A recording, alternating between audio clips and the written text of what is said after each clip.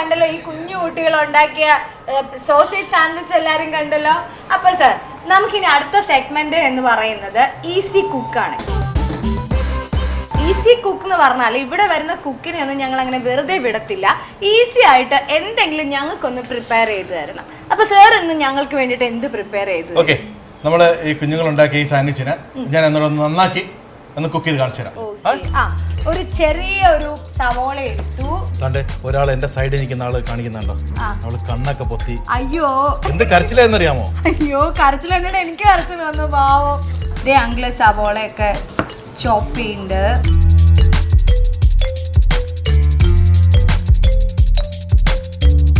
പിന്നെ നമ്മള് 2 സോസേജിനെ നമ്മള് പിന്നെ കണ്ടുവോ നിങ്ങള്? ഇങ്ങനെയാണ് സോസേജ് കട്ട് ചെയ്യേണ്ടത്, സ്ലൈസ് ചെയ്യേണ്ടത്. കണ്ടുവോ? ഇങ്ങനെയും കട്ട് ചെയ്യാം, ഇങ്ങനെയും കട്ട് ചെയ്യാം. ഓ അത് ശരി. അങ്കിളിനെ നിങ്ങളെ ഭയങ്കരമായിട്ട് ഇഷ്ടപ്പെട്ടു കേട്ടോ. നിങ്ങൾ ഉണ്ടാക്കിയതും ചെയ്തതൊന്നും മോശം എന്ന് അങ്കിള് പറയത്തില്ല. അപ്പൊ പാൻ ചൂടാവാൻ വെച്ചു.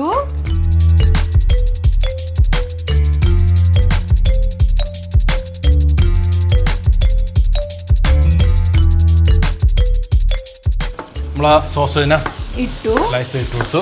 ഓക്കെ.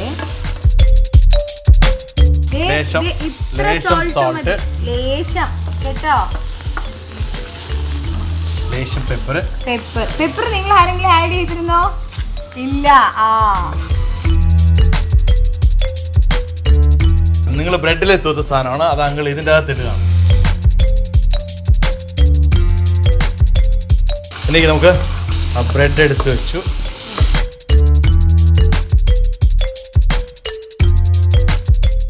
കുറച്ച് മസ്റ്റർഡും കുറച്ച് ടൊമാറ്റോ കച്ചപ്പ് തൂത്തു. അതിനുശേഷം നമ്മൾ ലെറ്റ്യൂസിനെ നമ്മൾ വളരെ ഭംഗിയായിട്ട് അങ്ങ് അറേഞ്ച് ചെയ്യണം.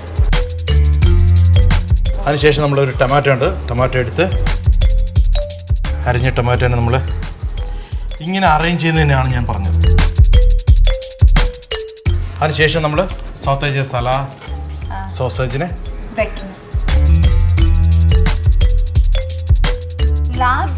ലാസ്റ്റ് ആണ് നമ്മളുടെ ചീസിനെ.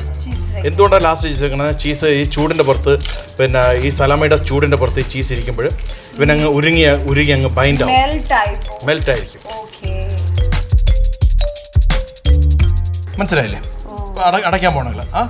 ലെറ്റീസ് വെച്ചു, അതിനുശേഷം ടൊമാറ്റോ, പിന്നെ സോസേജ് വെച്ചു, അതിനുശേഷം ചീസ് വെച്ച ശേഷം നമ്മളിതിനെ ഇങ്ങനെ അങ്ങ് അടച്ചു, ഒന്ന് ചെറുതായിട്ട് പ്രസ് ചെയ്തു.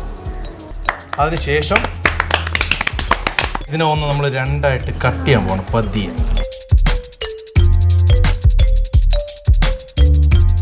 താഴത്ത് നമ്മൾ ഗ്രീൻ ലെയർ, ഓക്കെ, ടൊമാറ്റോ, അതിൻ്റെ സോസേജ്, അതിനുശേഷം ചീസ്, കറക്റ്റായിട്ട് ലെയർ ഉണ്ടാവും. ഓക്കെ ഓക്കെ, അപ്പൊ ഇവർക്ക് കഴിക്കാൻ കൊടുക്കാം നമുക്ക്.